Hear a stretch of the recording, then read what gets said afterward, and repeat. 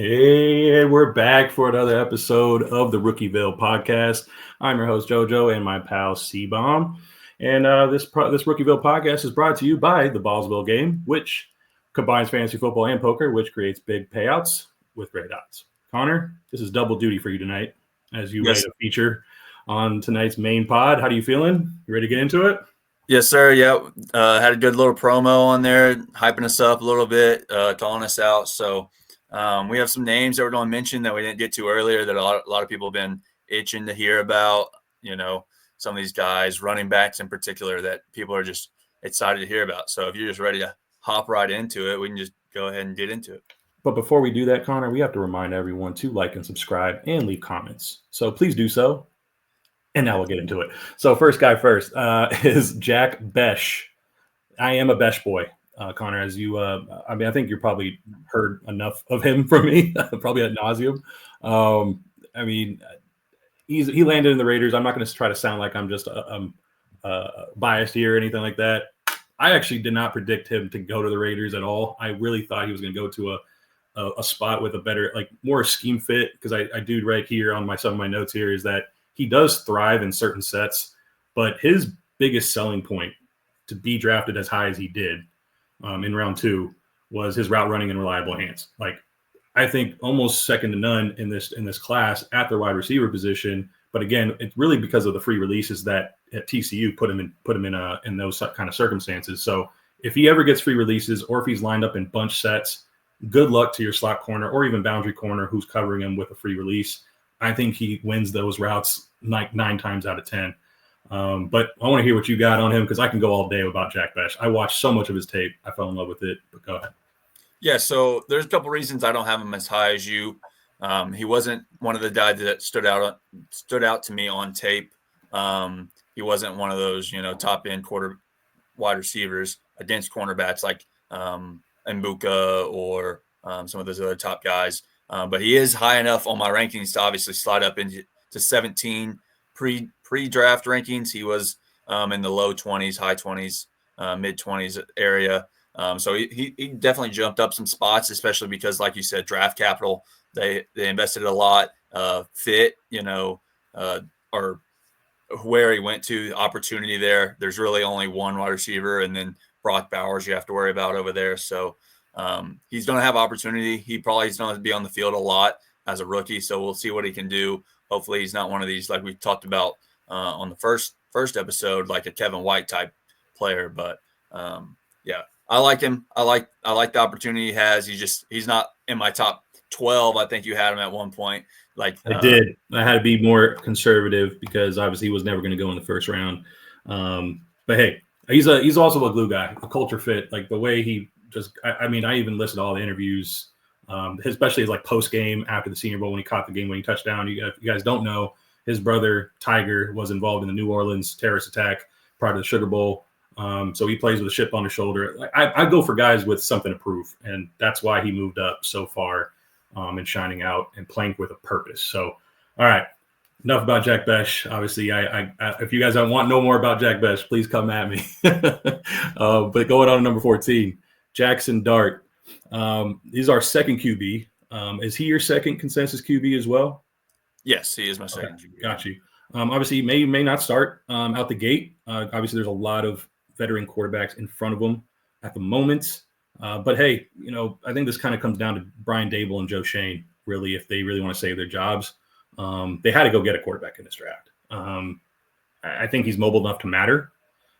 He had to, a lot of get back and forth with tape bros, pundits out there on the Twitter sphere, whether he can read a defense. Is it just the offense? Is it under extension of Tennessee type stuff with Lane Kiffin and Ole Miss? But I think he throws darts, pun intended. But go ahead with you. Yeah, so he did have that. They traded up for him. He has the first round draft capital. All those are good signs. His tape is never that impressive. His record was never that impressive about Ole Miss. He turned the ball over quite a bit. Their offense has always been high-powered at Ole Miss. He had a lot of weapons around him. But I just don't see him as a, cornerstone quarterback I'm taking the risk in, mid round 2 or so. That's why I have him at 15. That's about 203. That's about where I want to take him. Because of any risk, I don't really see him being that guy for the Giants for the future. But I could be wrong. He could blast it, and that's why I like to take him early, mid round 2.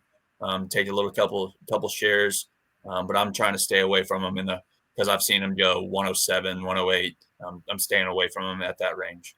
I mean, those drafts that you've probably seen him is probably for QB needy teams, and we are in Superflex after all, so I can't fault anybody for that. I think kind of in that late first round, it's kind of that gray area too into this early second, so no fault there if some people did that. I saw that a little off in some of my leagues too. Let's move on to number 15. Which we have Luther Burden. I think this is one of your favorite guys, if I'm not mistaken. I mean, a lot of people comped him to DJ Moore, for those people that don't get that abbreviation there. But again, this goes back to that Colson Loveland talk where Ben Johnson's getting his toys, right? And a little fun fact too, if you don't know, J-Mo, formerly a Ben Johnson player on Detroit, is also from St. Louis, and that Luther Burden went to Missouri, but he was also a Missouri native from St. Louis. And a fun little interview was that he called, or Ben Johnson and J-Mo had a conversation and letting him know that you got a dog. They're homies, Burden and J-Mo. So there's a lot of, I guess, just positivity around that pick. It depends on how he's deployed, right?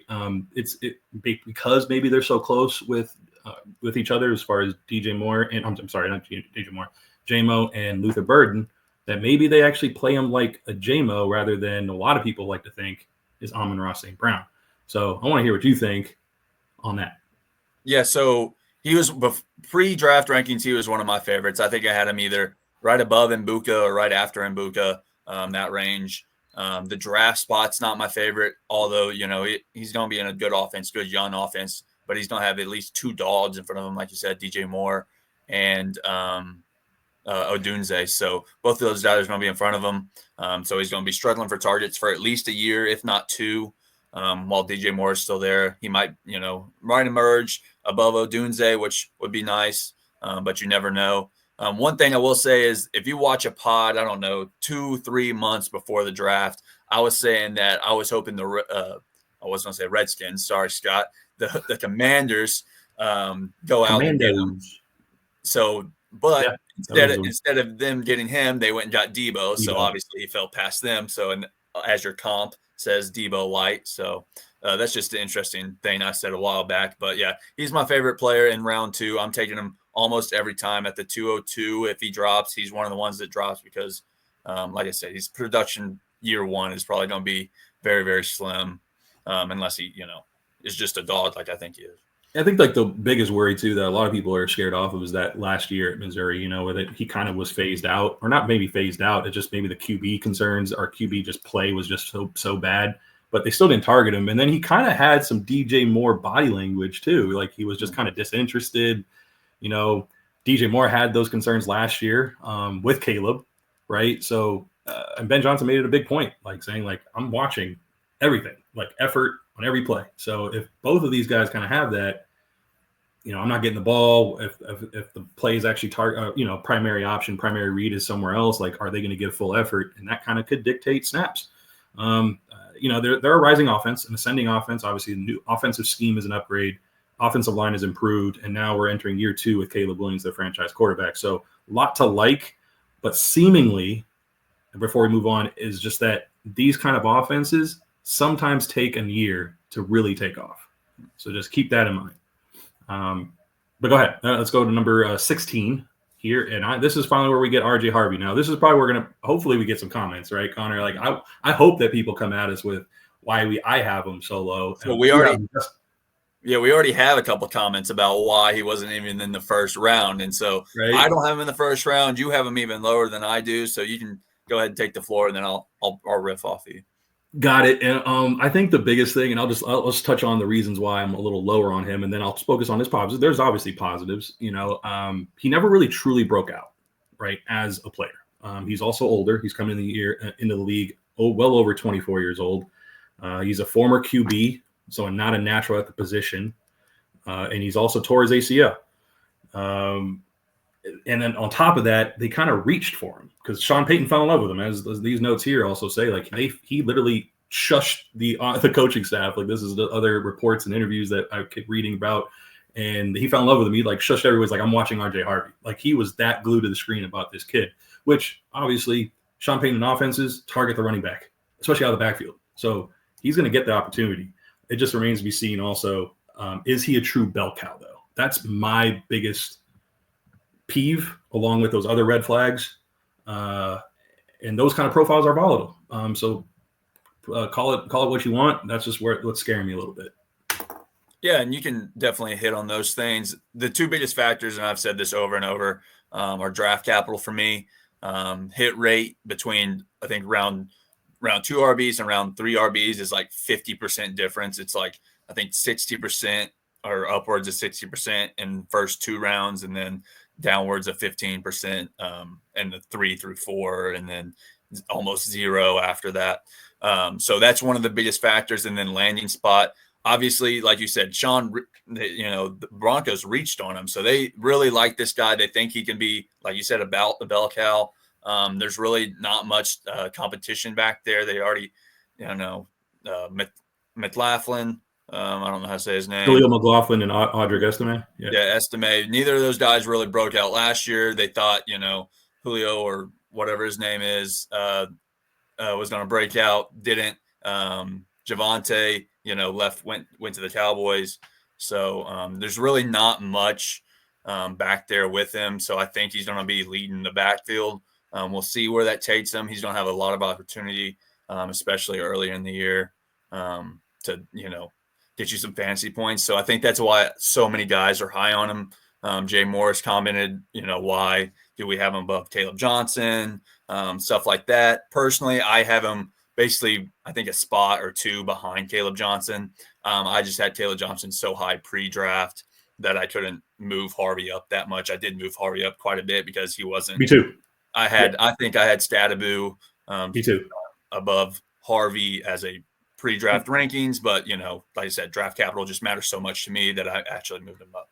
And it does, and I did move him up a ton, and but there's a limit to that, right? You can't just be like, oh, he's that. I mean, you're drafting him at his ceiling at that point. Will he deliver on that kind of a ceiling in year 1? Maybe, yeah, he could. Give an opportunity, but even after that, again, we're playing in a 2 to 3 year outlook. I guess if you're a win now team, I don't fault you for taking him in the first round. But I think if you're a rebuilding team and he's kind of there, I mean, I think you should probably wait, because I think at that point you can also sell him for something even more. At that point too. So, okay, let's keep moving. That was a good deep dive, though. I think we'll even do a little further deep dive in future episodes, I think. But Kyle Williams, number 17, one of the fastest risers up the draft boards, closest to the draft. I like this kid too, almost just as much as Jack Besh. I moved him up a ton as well. He was probably in the 30s, and then just boom, the tape blew off, and then obviously Twitter went crazy, and then pundits are going crazy, and you just have to pay more attention and just see really what this kid can bring. The intangible stuff, just a lot like Jack Besh too, is just the great mindset, all about football.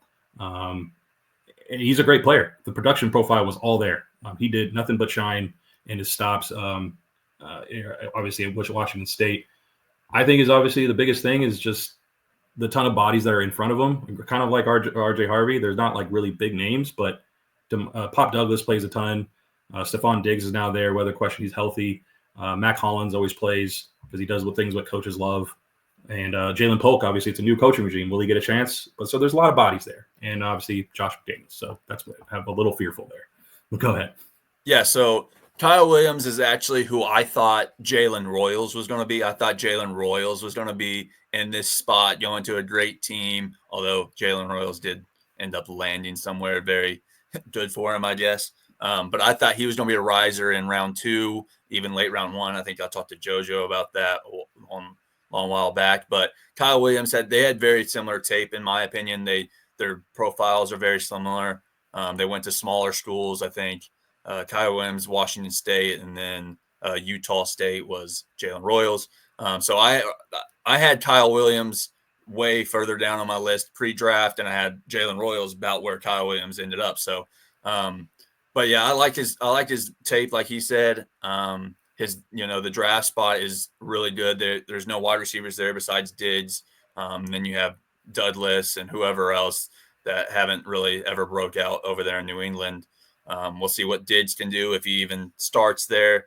He might, I don't know what his injuries situation is, if he's fully healthy going into camp or not. But we'll see. Ty Williams should have a lot of opportunity. It's going to be the same with the majority of these guys in round 2. They don't have tons of opportunity to get on the field. So these are guys that they're not as talented as the round 1 guys, but they don't have the opportunity that some of these round 1 guys, the same opportunity. They're just not as talented. We can see if they meet that potential or if they, fall back.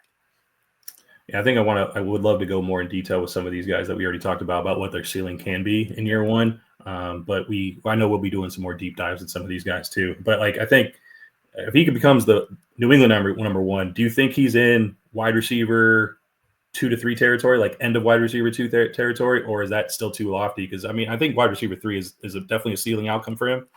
But can you get higher than that in that kind of an offense? I think he can, because he's going to be mashed up with Drake May for who knows how long. If he's a talent elevator, a lot of people say he is. Exactly. Yeah. Okay. Yeah. So I think he can end up in that, mid wide receiver 2 range for fantasy football. Obviously, he's going to be the wide receiver 1 on the team. People use different. I'm talking about overall. Yeah. Yeah. I know what you're saying. Just a lot of people, use the terms different. So, it's always good to clarify. Yes. Yeah, so I think he's going to be, around, he could potentially be a top 24 wide receiver, dynasty-wise, if he breaks out, takes that number 1 position over there in New England. Yeah, I think top 30 is definitely if ceiling outcome comes to fruition. Okay, next one, Baishal Tootin. This pick, I guess when it first came out, and actually talking about the player, I felt like he was just maybe too short, too small. But he packs a punch and he's very explosive. And James Gladstone, who's about my age, he's in the mid-30s, has a GM job. God damn it. I wish I was over there. But he obviously brings a fresh, progressive look to an actual real NFL franchise. And he's kind of treating it so far with the trade he made with Travis Hunter, like fantasy football. Just kind of putting together just explosiveness and really having a positive mindset and outlook to a team that he wants to put together. And Tootin fits that bill too. They don't want to have 12 to 13 play drives all the time. They want to score from yards out. So it kind of comes to fruition with the players they drafted and put together so far that they're trying to change that moving forward with Liam Cohen now at the helm. There's just a lot of mouths to feed here too. Travis Etienne, Tank Bigsby from the previous regime. They drafted Tootin and LaQuint Allen late to kind of bring more explosiveness and pass catching chops. That's what LaQuint Allen really specializes in. He might be a name to kind of wait for future deep dives here. But what do you have to take about Baishal Tootin, who I also comp to Chase Brown, a little bit of Pacheco, because he runs hard. But go ahead. Yeah, so he was probably the biggest riser from the NFL Combine out of any positional player. He ran I think the fastest 40 time by a running back. 4.32. Yeah, I think 4.32, something like that. Is that what you said? Yeah. So he's explosive. He's fast. I think the landing spot, is a little bit questionable. Like you said, he's don't have opportunity. Travis Etienne really fell back last year. Tank Bigsby's never been a guy that you absolutely have to have in dynasty. So he's going to have some opportunity for fantasy football teams, but we'll see how that plays out in the end during camp. All through that, I really like taking him mid-second. He's like a tier. This is like my last tier. Him and Kyle Williams of picks I actually care about making for sure in the second round. Yeah, in the second round. So after that, I'm trying to trade him for future seconds, all that stuff. Trying to package him up in some deals. But I like taking Tootin and I like taking Kyle Williams. After that, like I said, really volatile. I really like trading them away for future seconds and stuff like that. I'm getting him a lot as RB4 in best ball right now, and I think I kind of like that as my RB4. As a rookie coming in with some potential to play more meaningful snaps. Who do you think finishes as the top Jags running back this year in year 1? It's going to be. It's got to be Etienne in my opinion. Okay. Yeah. All right, we're gonna have some debates on that one. Maybe a pub sub bet there. All right, let's move on to number 19. Jalen Noel. I prefer Noel to Higgins still, even despite draft capital. I think he's far more versatile. I think he could create more opportunity for himself. I love his route separation ability because as we get to Jaden Higgins, which probably going to be the next pick here, you have him very low compared to me here. So I really kind of want to hear your rebuttal, especially with my comp to kind of is now his teammate, Christian Kirk. I love the way he breaks off routes. And he creates a ton of separation, great reliable hands too. He doesn't really drop much. Obviously, the competition, the biggest question of his production profile, but the receiving core in Houston, it looks like it's ready to take flight here. Yeah, so this is like our first big divergent point of any of these players we missed or have talked about. I have them way down on the list. You have them still in the second round. I have them mid-third or so. One reason is like you said, opportunity wise, I don't think he's going to get on the field much year one. And then I don't think he's really going to get on the field much even after that, just because I think, I mean, get on the field as in top 3 wide receiver on the field is what I say. So 3 wide receivers is where I, basically cut it off as on the field for fantasy football. So I think, the top wide receiver is going to be Higgins, obviously Collins, and then Kirk this year. I think Tank Dell comes back, takes his role there, and they still have Higgins and Collins, obviously. And then I think Noel just one of those fillers like Xavier Hutchinson was, like a couple of these other guys that Houston has picked recently. The draft capital wasn't there for me as well. So that's one reason I'm so low. But like I said, I saw him mid-third, which, you're still taking shots basically late second, early thirds or so. So that's all fair. I mean, I definitely can see it.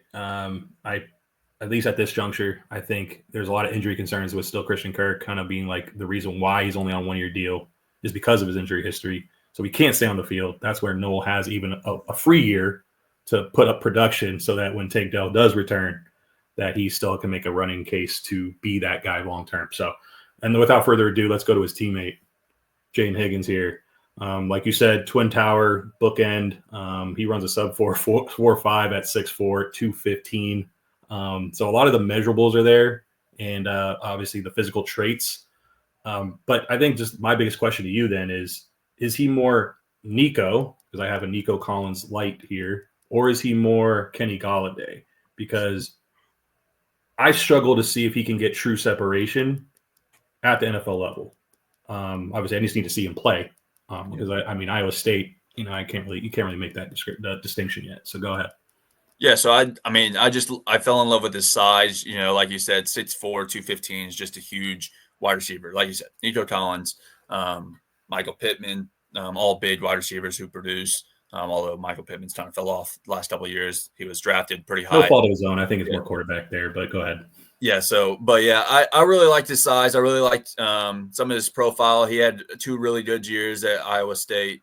I think both either was right over 1,000 yards or right around 1,000 yards in both of his years there. So he had the production that I like. His age is still young, and the opportunity. He's going to be on the field.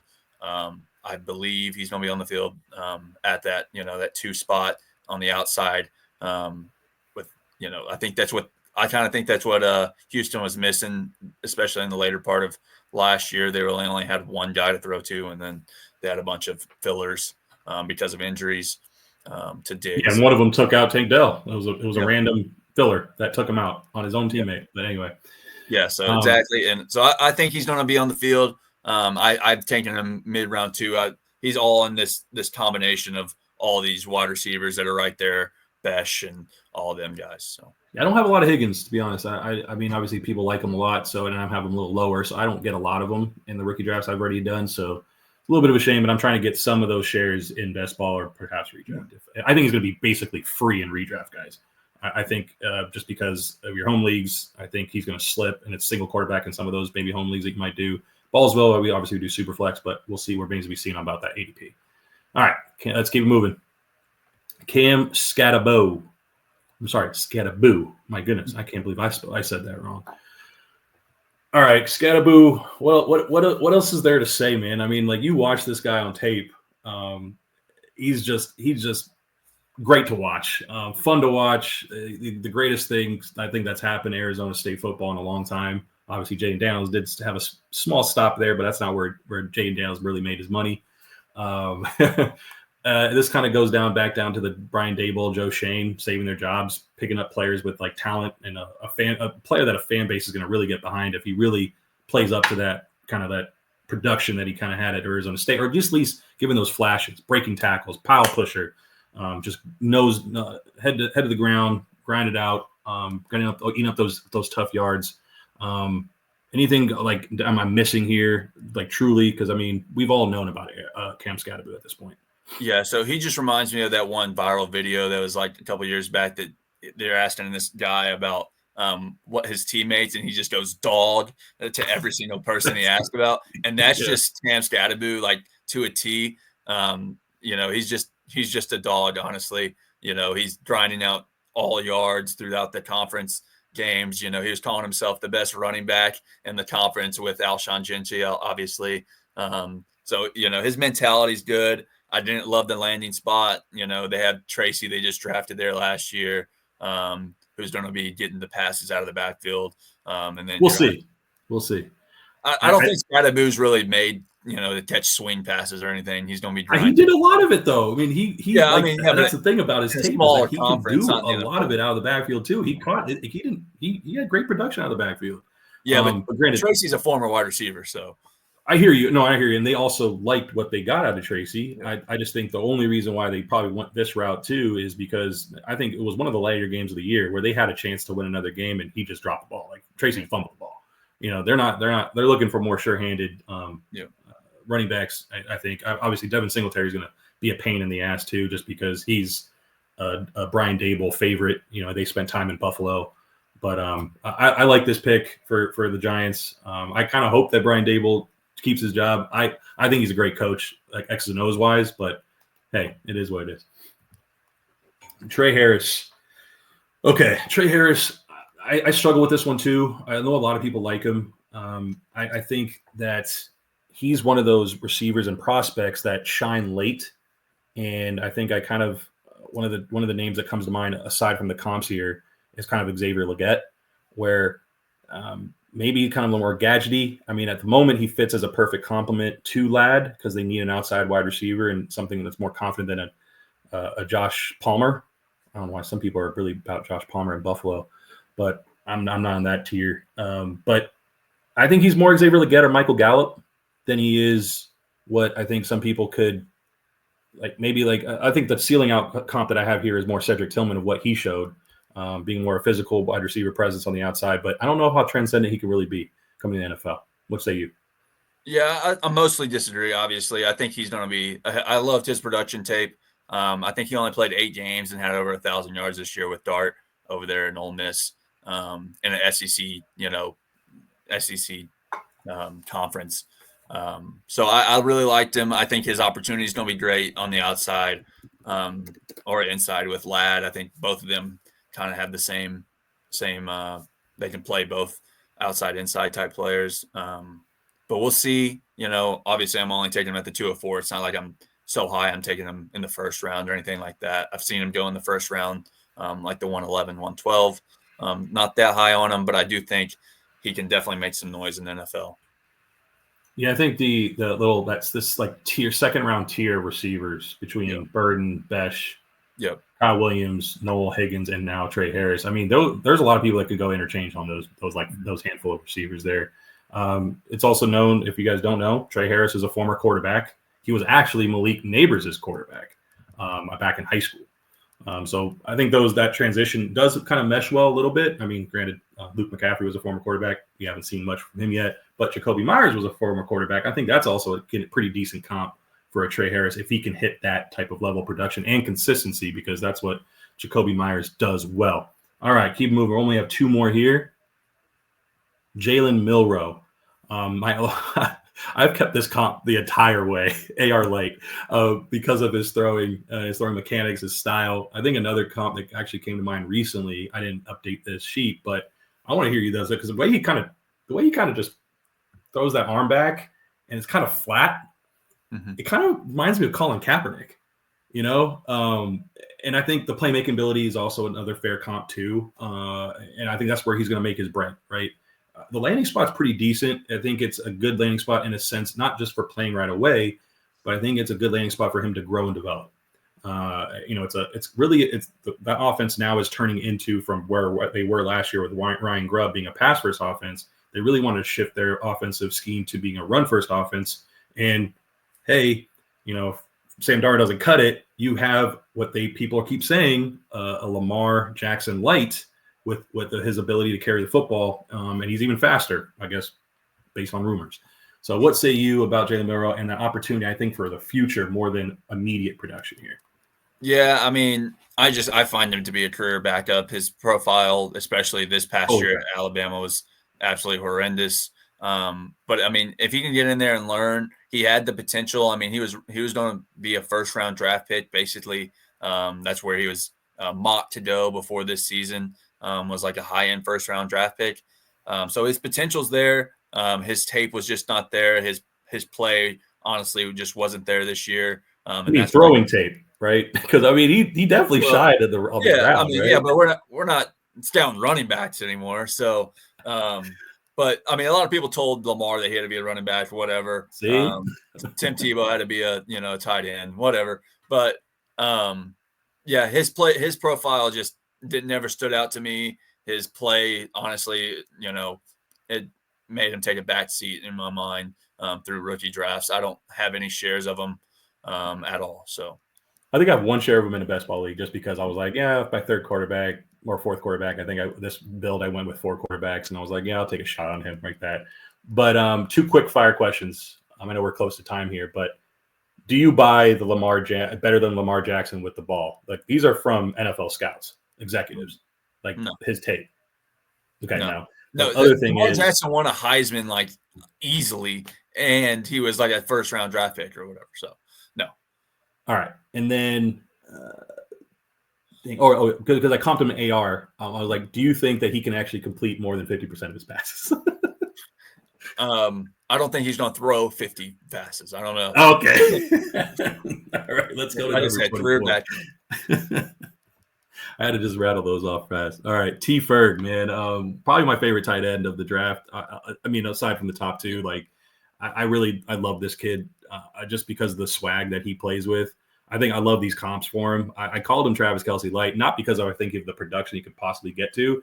It's just the way, like, if you watch him move in and out of his outs, his move outs, his routes, and his movement mannerisms, they are so like scarily similar to how Travis Kelce ran and plays. Not so much now because he's getting old, but in his youth and his prime, just that way he moves in and out of routes. And he himself even says he comps his game out between 2 players. It's Travis Kelce and George Kittle. And I see a lot of the Travis Kelce light in just in the movement, but I also see a lot of like in his just the kind of like ceiling and basic play. It can be like a Chris Cooley. If you guys don't remember Chris Cooley, number 47, Washington Redskins back in the day. And this is athleticism, man. That's what I scream about for tight ends is I look at athletic scores in the combine, and those usually do shine and prove to be true with fantasy production years coming for these prospects. So go ahead, Terrence Ferguson. Yeah, like you said, his athletic profile is just off the charts. Kind of reminds you of hopefully not, but Theo Johnson last year. I think he scored like a perfect athletic score last year. Got drafted by the Giants. So, but yeah, he was one of my favorites early on. As soon as we started drafting Ballsville, he was going in the 4th round, like almost all the time, every single time. I think I have like 10 shares of him already. He was like my favorite tight end to draft besides Tyler Warren, even pre-draft. Arroyo, just to rattle off some names that are going around him. Arroyo, Fannin, both of those guys also were going in the 4th round. Also, rised a little bit. But he's still my favorite out of those guys. So I have him at 23 and JoJo has 24. So exactly, we both had him in that top 24, just the top 2 rounds. Yeah, as far as just like talent wise and what we can think of him, he definitely understands zone well. And I think that like as if you in the Oregon offense, like there's a lot of like option routes. So him to be able to stick it and understand like that spacing is going to serve him really well. And I think that can earn him snaps early. Obviously, there's a big veteran, an incumbent with Tyler Higbee, but he has a lot of injury concerns. So he can actually end up being the starting tight end out the gate. I wouldn't hold it past him. Definitely. Okay. That concludes the top 24 of our rookies and prospects. I hope that you guys enjoyed the notes, the nuggets, and just Connor's witticisms out here. I do have one. I just want to give them a little teaser, Connor, if that's okay with you, of just like maybe some of the deep sleepers that we'll probably get into. There's some common ones, and we'll have some time for those. So I'm gonna give one that's kind of off the rails here, because I don't mind being wrong. But deep sleeper, Will Howard, Ohio State quarterback, national champion. Reason why, just one little nugget, is that are they really gonna go into the season with Mason Rudolph? I mean, the whole fiasco, chaos with Aaron Rodgers, are they gonna be held hostage to that?